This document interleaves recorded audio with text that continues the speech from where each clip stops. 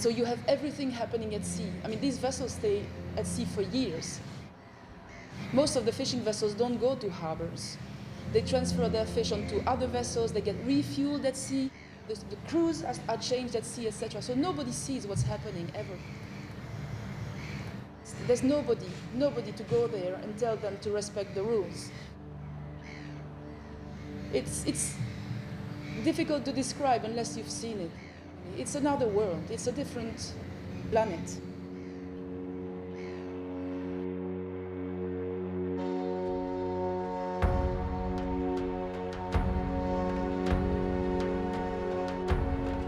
Our seas and oceans cover almost 3/4 of the Earth's surface, and an estimated 80% of all life lives within them.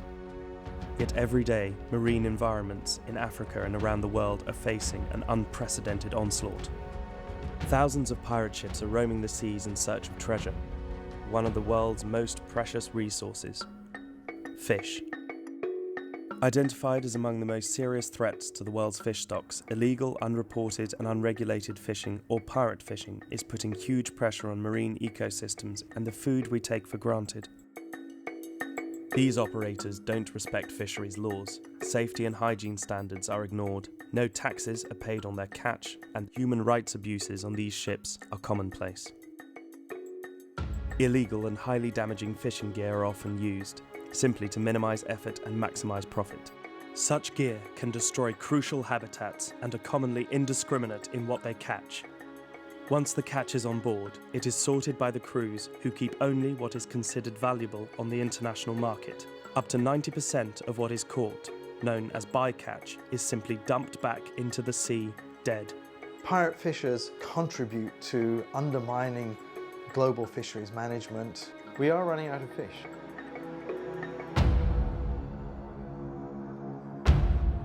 While pirate fishing happens globally, these operators particularly target developing countries. Africa has some of the highest rates of illegal fishing in the world. Although some laws and regulations may exist, all too often they are insufficient and lack real enforcement, allowing unscrupulous fishing vessels to easily operate. Pirate fishers are stealing an estimated $1 billion worth of fish every year from African waters alone, and in turn are depriving some of the poorest countries in the world of a crucial source of income, employment and food. The chances of getting caught are tiny compared to the massive profits that can be made. Government is losing a huge sum of money with this pirate fishing that is going on. When vessels fish illegally, they are not simply stealing fish. Coastal communities throughout Africa depend on fish not only as a major source of food and protein, but also as an important means of income. Pirate fishers are literally stealing the lives of these people.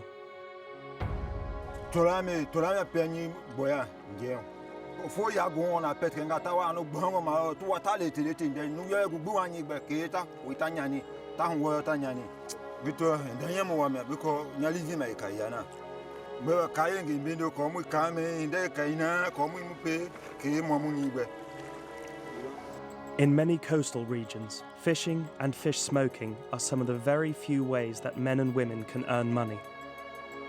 This traditional way of preserving fish has been used by the women of these communities for thousands of years. But if the men don't bring back the fish, the women have no means of making a living and cannot afford to feed or educate their children. Fish business is the only business that these communities have, and it is seriously under threat.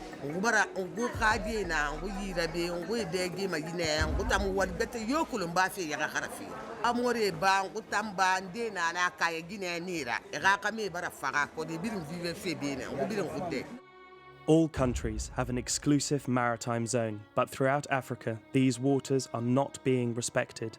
In particular, many countries have specific zones reserved for local fishermen and as fish breeding areas. Yet these are frequently invaded by pirate fishing vessels. Une fois la nuit tombée, il avance vers les côtes pour draguer là-bas. Après le bon matin, vers les 4h, 5h, 6h du matin, ils sont en train de sortir. Hand-built wooden canoes used by local fishermen cannot compete with the industrial ships. They are intended as inshore craft and are very vulnerable in the open ocean.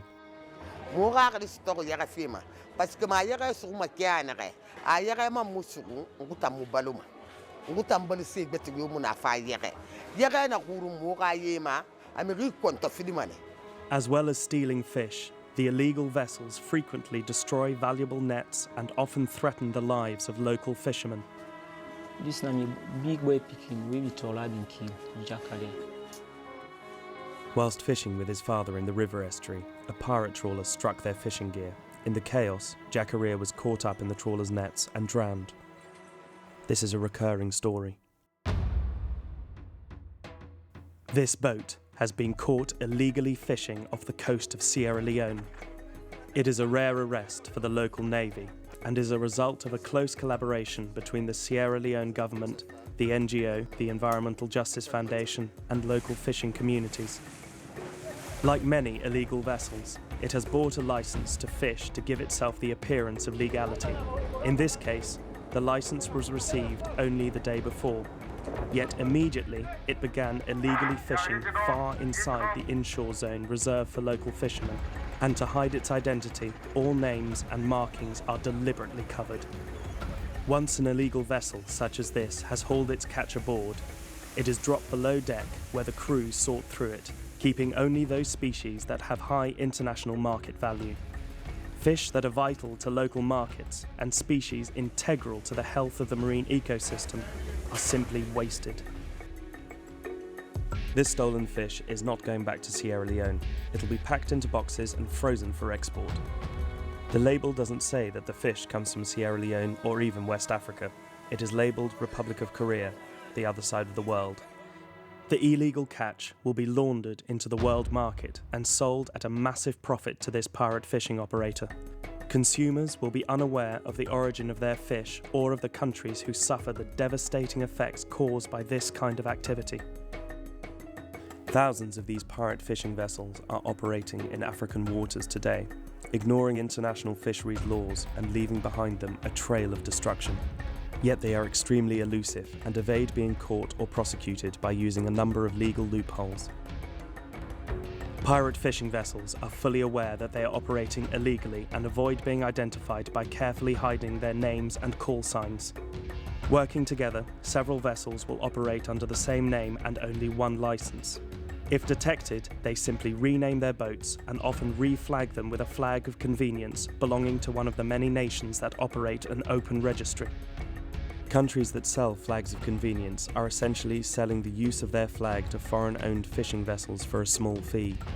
In return, they are supposed to ensure that the vessels flagged to their country abide by the international laws of the sea. However, many are notorious for lacking the ability or will to control these vessels, allowing them to steal with impunity. Avoiding questioning over their catches, pirate fishing vessels also avoid scrutiny over the working conditions for their crews. Crew members are often untrained and utterly unsupported. The majority of these workers on illegal fishing vessels are targeted by recruitment agencies seeking vulnerable people from developing countries, including in Africa, where alternative work is scarce. Once on board, crews are often subject to extreme exploitation and abuse. Personal documents are taken away, food and accommodation can be terrible, and frequently men are never paid. Physical abuse and murder are widely reported. The conditions can be so bad that many of the men working aboard pirate fishing vessels meet International Labour Organization definitions of forced labour. To avoid inspection and taxes, pirate fishing vessels rarely go to port. Once the catch is packed and frozen in the hold, it is transshipped at sea onto refrigerated cargo ships, bringing food and supplies in one direction and taking the valuable catch in the other. These cargo ships allow pirate fishing vessels to remain at sea for months and sometimes years. Once the stolen fish is brought to land, it is then laundered into the legitimate fish markets of the world, its origins virtually untraceable. This is made possible by so-called ports of convenience, such as Las Palmas in the Canary Islands. The lack of strong port controls in many countries has been identified as a key challenge to efforts to combat illegal fishing operations. Around the coast of Africa, pirate fishing vessels are destroying marine habitats, destroying the livelihoods of hundreds of thousands of people, and taking away a vital source of income for developing economies across the continent. While some African countries have acknowledged the problem, very often fisheries have been given too little attention or resources. The international community has also not adequately supported those countries that seek to end illegal fishing. There is no single solution, but the answers to the problems are well known and achievable. Key to success will be effective cooperation. The problem of pirate fishing in Africa is not confined to any one area, and it'll take action and collaboration at local, national, regional, and even continental levels to effectively combat the pirates. Governments, international bodies, NGOs, and fishers themselves all have important roles to play. If no effective action is taken, illegal operators will continue to steal fish relentlessly, moving from country to country until there are no more fish to be caught.